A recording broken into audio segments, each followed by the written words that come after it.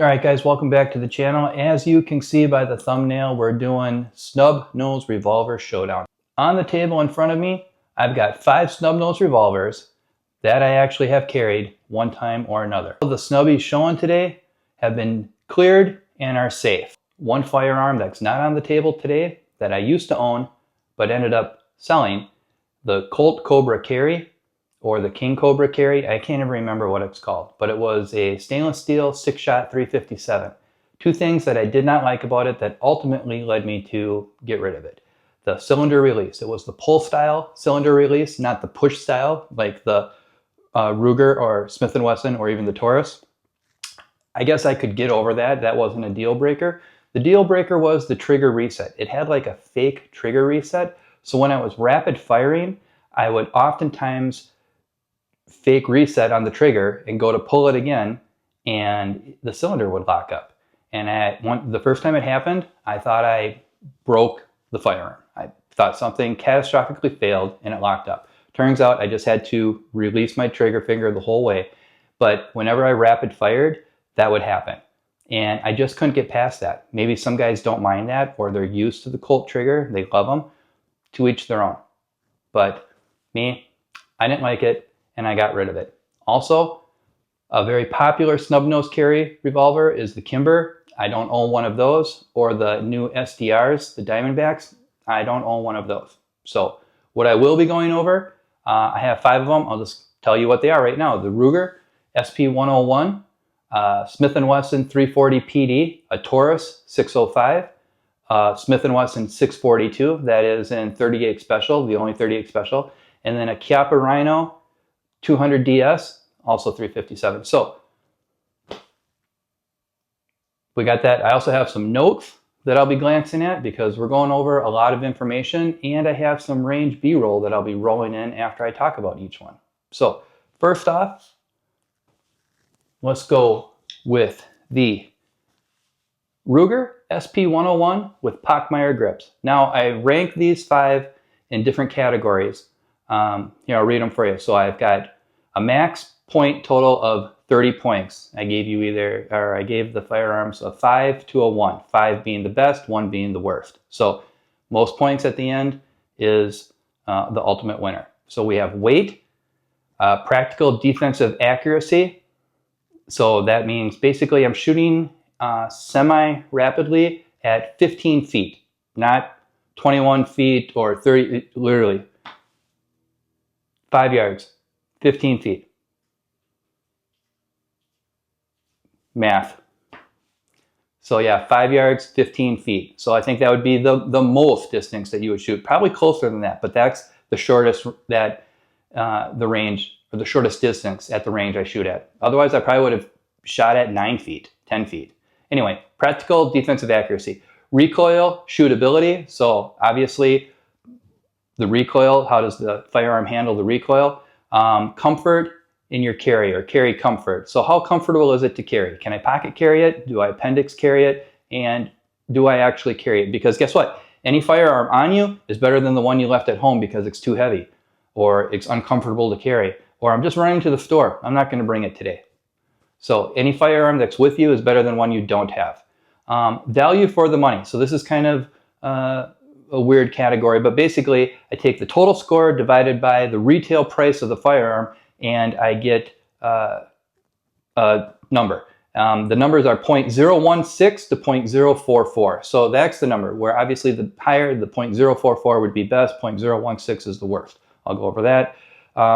The trigger quality. So how do I like the trigger on the firearm? We'll talk about that. And then reliability, durability, and the reputation. We'll talk about that. So again, first up, Ruger SP101. So the weight on this, let me read it right here, 26.55 ounces. This is the heaviest snub nose that I have. All steel. It's got Pockmeyer fake wood grips. Maybe they're real. These might be real wood actually. So anyway, this weighs the most, and it's not the most uncomfortable to carry, but it does weigh the most. Okay. So our practical defensive accuracy, this ranked, I got a 2 out of 5. So it was the 4th worst in accuracy. I'm gonna roll in the B-roll right here, let you guys take a look at that.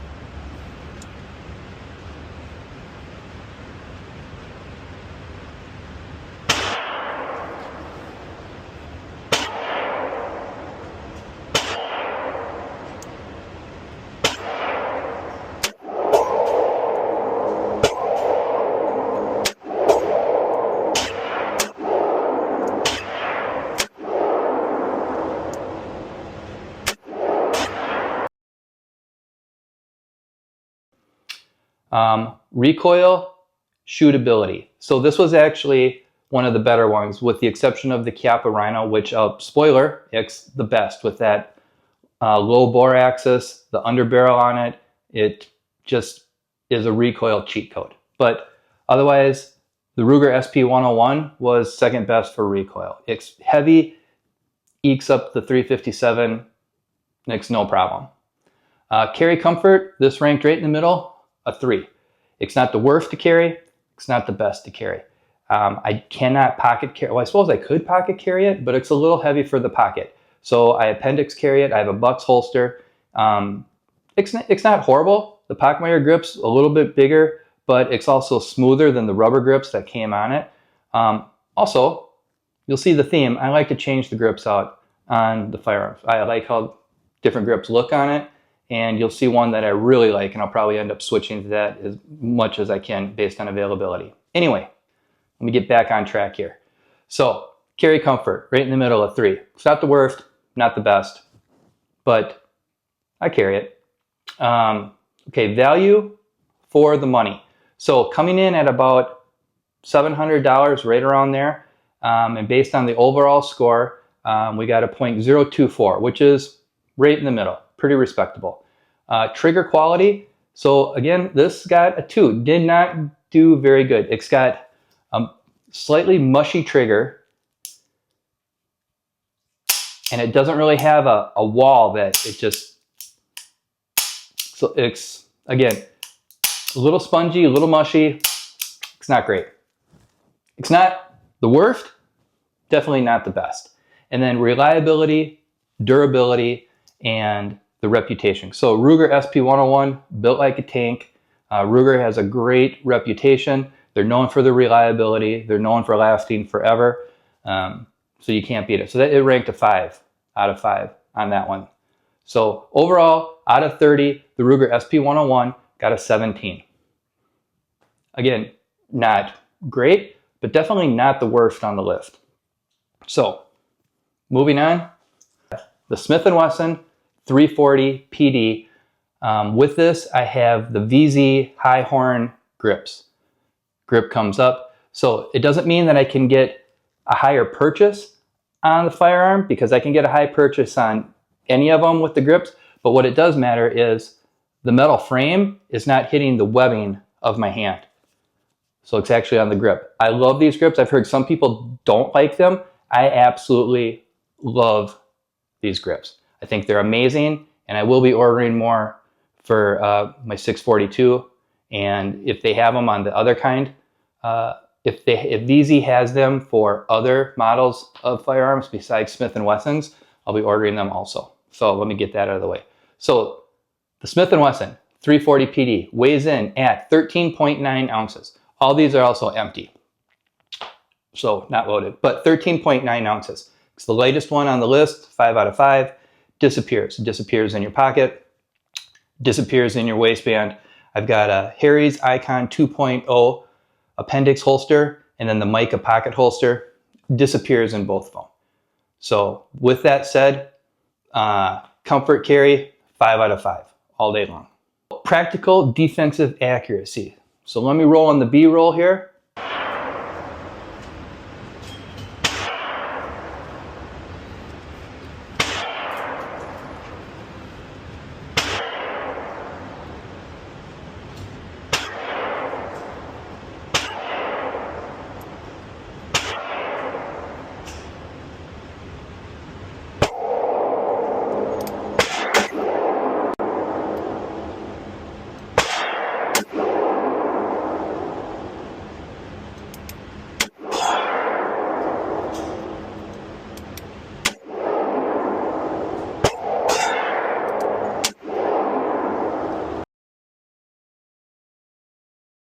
The reason I think I shot it as well as I did, number one, the grips. Number two, the trigger. Hopefully you guys can hear this. There's a definite wall, and then it fires, and then a definite reset. Very crisp, clean trigger.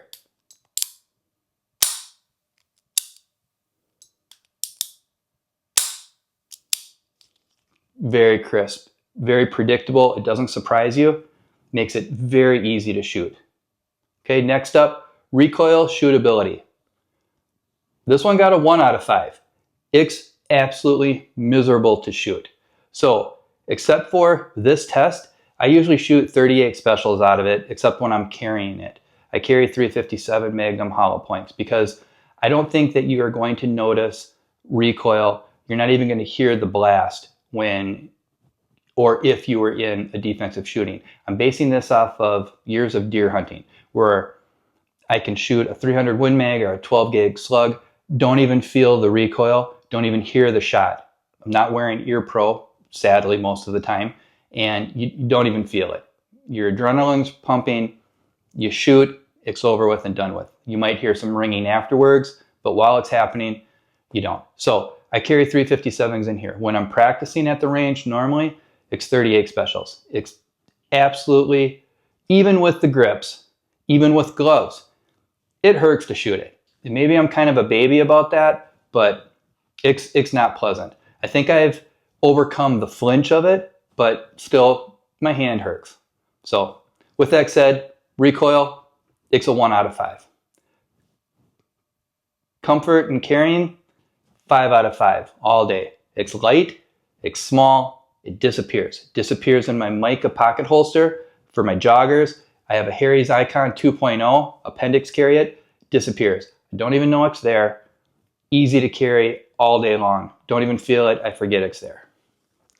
Okay, value for the money comes in at about $1,000. And then based off the total score, I got a score of 0.025. Again, about right in the middle. Not the best, definitely not the worst.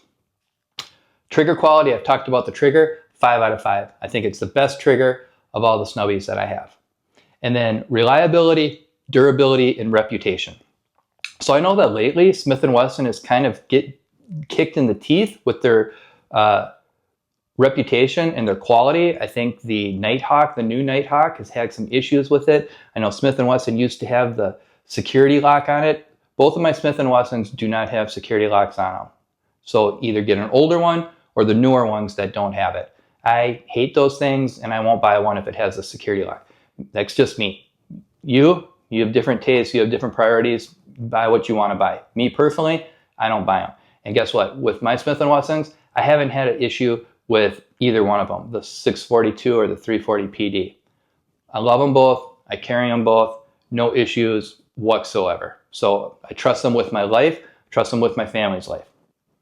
And overall score, did I say it? I have 4 out of 5 for reliability, durability, and reputation. 4 out of 5. Where the Ruger is number 1, Smith & Wesson came in number 2, in my opinion. And overall score, 25 out of 30 for the Smith & Wesson 340 PD Airweight.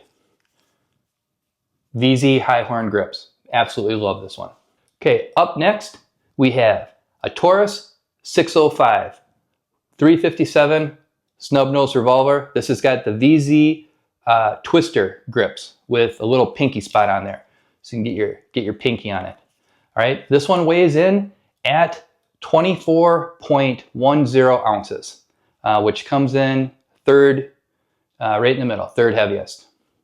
So third heaviest, third lightest, however you want to say it, 3 out of 5. All right, practical defensive accuracy. I'm going to roll in the footage.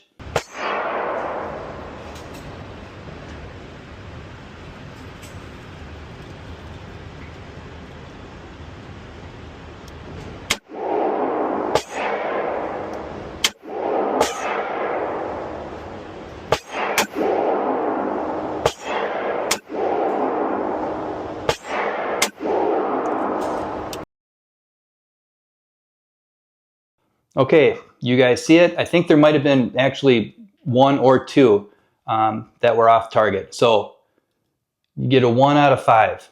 This one shot the worst.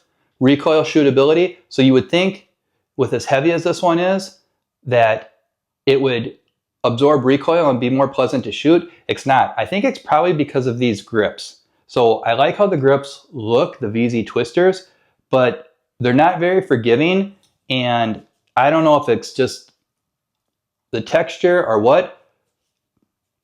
Does not feel great when shooting this. It's not very pleasant to shoot. I don't enjoy it. Also, the comfort and carry of it ranks a 1. Too heavy for pocket carry. Appendix carry, the grip's a little big, and then it's got an exposed hammer. I'm not going to carry it with the hammer back. So the hammer, is that going to catch on something? It's just not comfortable to carry. I have carried this before, not very often. I would carry any of them, the other ones before that, and surprise, this one scored worst out of all 5, right? But value for the money, it comes in the actual same as the 340 PD .025. It's about $399, okay? So I could buy 3 of these for the price of one of the guns on the table, which is absolutely wild. You have a gun that pull the trigger, it goes bang, does the same thing that they all do. Guess you have to decide that for yourself. What's worth it to you? All right, trigger quality, it's a 1 out of 5. Absolutely worst trigger. There's no break. It's spongy the whole time. Single action, it is super crisp. But again, we're not going to shoot these single action for a defensive gun.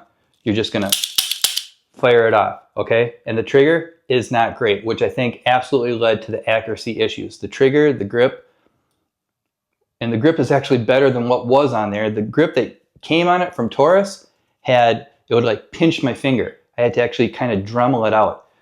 It wasn't good. This grip, it's fine, but it's just not great. Overall, if you want to get into revolvers, you don't have revolvers, you're thinking about getting a revolver, I highly recommend buy once, cry once.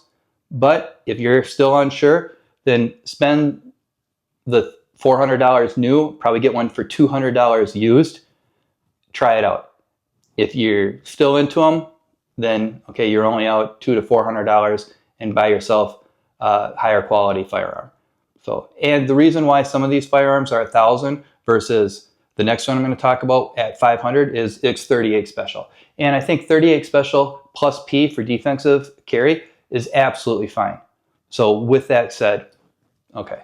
And then durability, reliability, and reputation for the Taurus. So I think the Taurus semi-autos don't have a very good reputation. Also, Taurus overall sometimes doesn't have a good reputation. I've had no problems with this one. I haven't shot it as much as the other ones, but I still ranked it a 2 out of 5. So is it unreliable? No. Is it as reliable as, say, some of the other firearms on here? I don't think so. So with that said, overall score for this Taurus 605, 10 out of 30. Ranked last. All right, next up, we have the Smith & Wesson 642 Airweight 38 Special plus P. This one has VZ twister grips.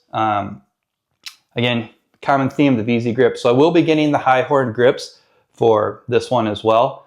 That absolutely love those grips. So that's $100 though.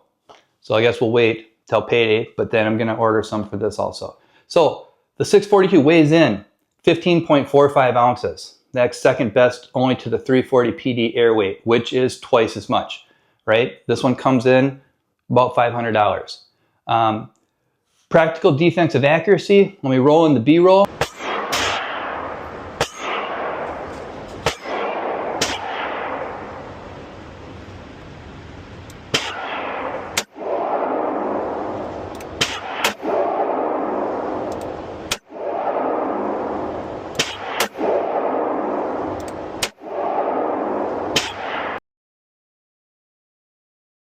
So I don't know what was going on with that, but I had a flyer. It wasn't as tight a group.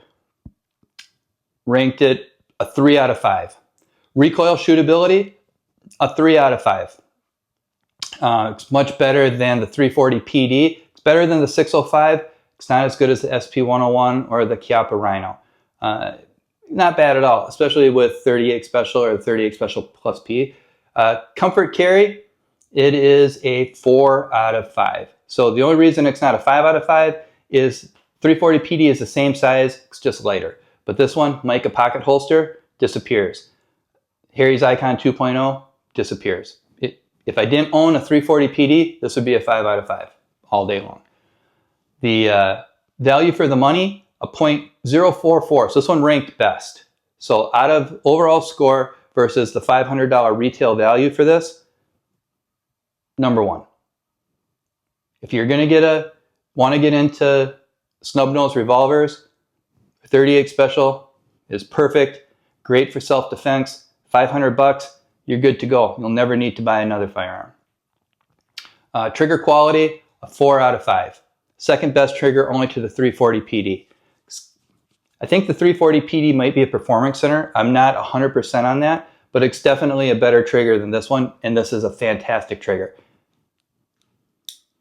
Definite wall with the break and then the reset.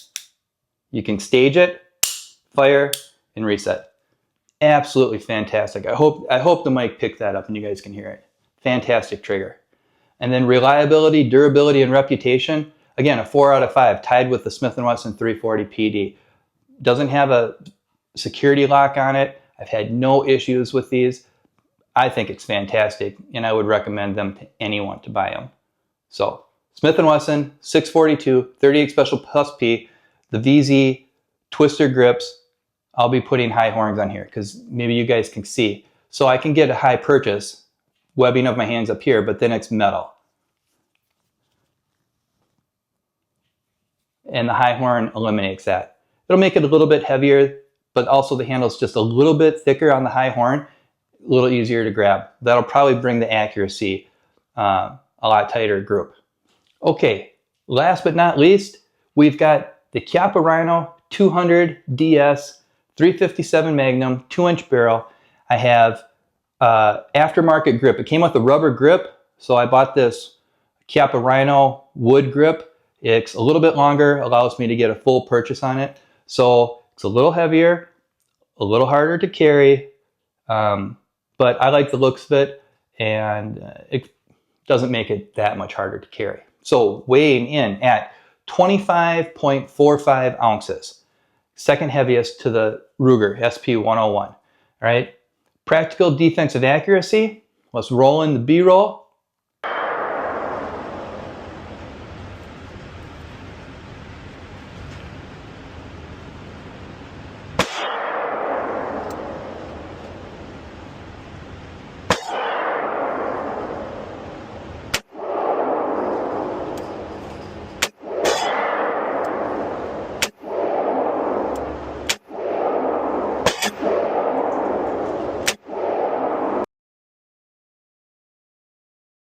Okay, as you guys can see, pretty darn accurate with that. And that's because I've got the bigger grip on it and the barrel is bottom, so it doesn't flip up as much. The muzzle flip, it pushes back into your hand, right? This is a recoil cheat code, which next, recoil shootability, 5 out of 5.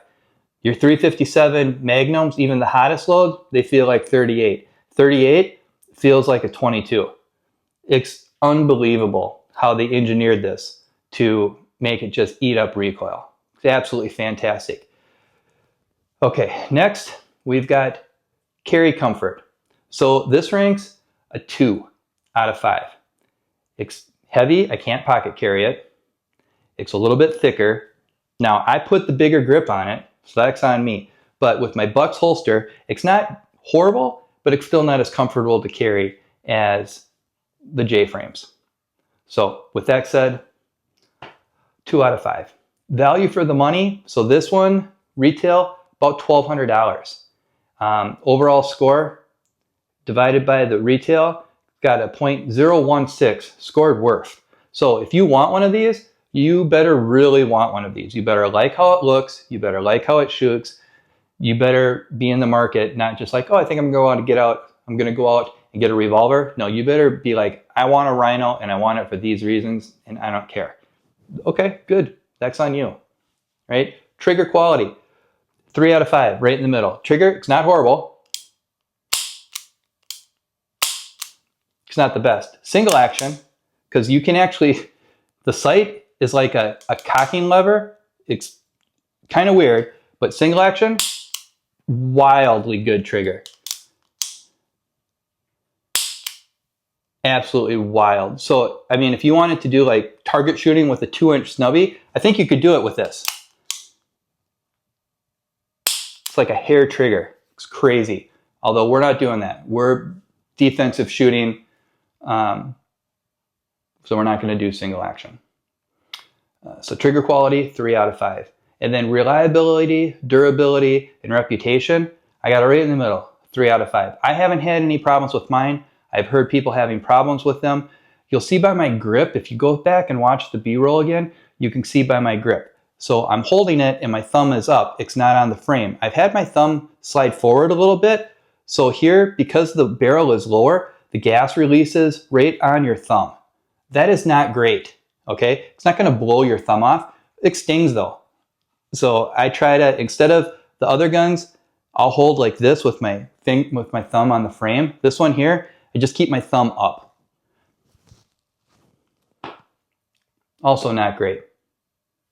But with the grip, with the barrel, it mitigates the recoil to nothing. So reliability, durability, reputation. Apparently Chiappas have a lot of moving parts. Need a gunsmith to work on it. Hopefully I never have to have that happen, but I ranked it a 3 out of 5. Overall score for the Chiappa 200DS, 19 out of 30. I carry it, don't carry it as much as the other one. Which one do I actually carry the most? It's my go-to every day. No surprise, it's the Smith & Wesson 340 PD, especially with the VZ high horn grips. Scored the best, 25 out of 30. The only one that it didn't win in is the recoil shootability. It's kind of miserable to shoot. But like I said, in a defensive situation, you're not even going to notice that at all. It's not even going to play into a factor. So practice, I practice with 38 specials. I'll shoot a couple 357s every time I go just to remind me absolutely how miserable it is. And then we'll switch back to 38s. And then my defensive carry is 357 hollow points. So 340 PD, number 1. Number 2, Smith & Wesson 642 38 special plus P, a 22 out of 30. No surprise, the Smith & Wesson J-frames, mica pocket holster, disappears. Harry's Icon 2.0, disappears. Absolutely fantastic snub nose revolvers. Highly recommend them. I carry this one the most. I carry this one the second most. When I put the VZ high horns on these, will I carry this one the most? Maybe. We'll see. Have to make another video on that. Anyway, guys, I appreciate you all. Drop a comment below. What are you guys carrying? What questions do you have? Appreciate all the comments. I appreciate you liking the videos. Please consider subscribing. If you like content like this, I'll see you on the next one.